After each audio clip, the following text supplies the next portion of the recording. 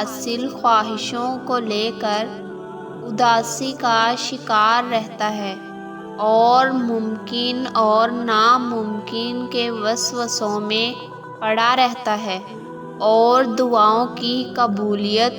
اور کسی معجزے کے انتظار میں رہتا ہے۔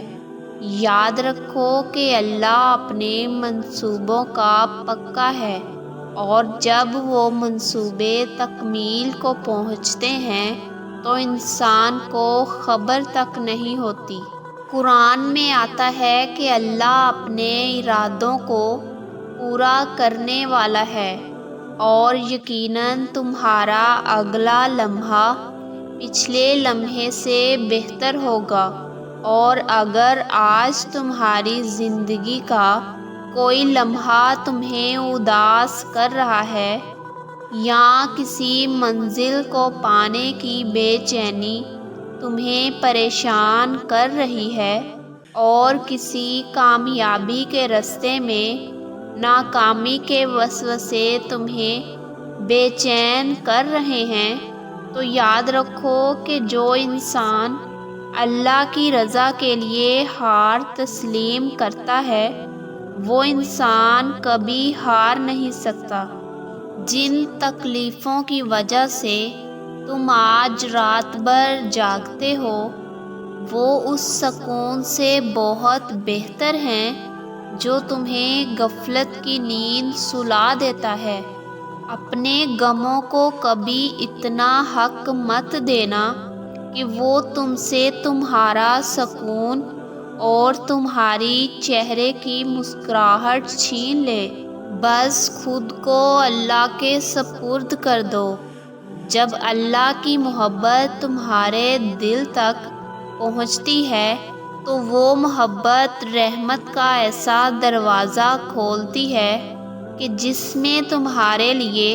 آسانیاں ہی آسانیاں ہوتی ہیں، جو تمہارے راستے کی ہر رکاوٹ کو دور کر دیتی ہیں۔ جب تم اپنے رب سے مدد کے لیے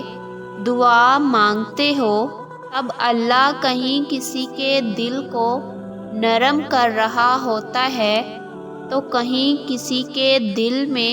کوئی بات ڈال رہا ہوتا ہے، غرض کہ تمہارے لیے کوئی نہ کوئی اسباب بنا رہا ہوتا ہے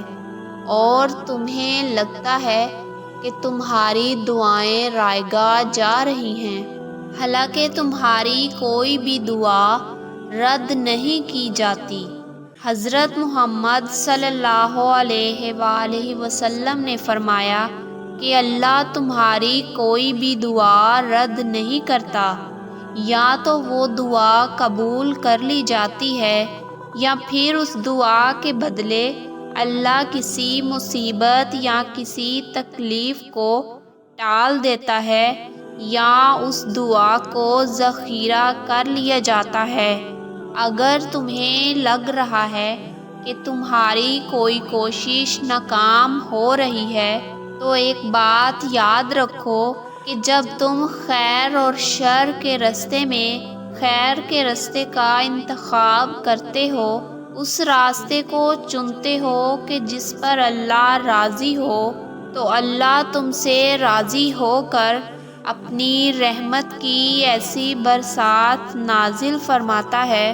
جو تمہارے دل کی اداسی اور بے چینی کو ختم کر کے اطمینان اور سکون کی قوت بخشتی ہے۔ تم ہرگز ان چیزوں پر افسوس نہ کرو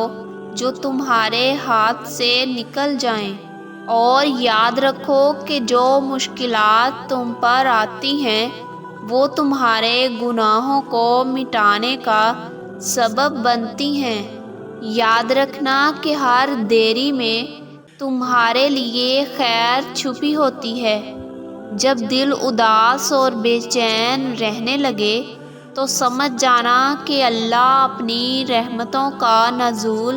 کرنے والا ہے، تمہارے بے چین دل کو سکون دینے والا ہے۔ تمہارے صبر کا پھل اب ملنے والا ہے اور اللہ کی رحمت تمہیں ایسے گھیر لے گی کہ تمہارا زخمی دل قرار میں آ جائے گا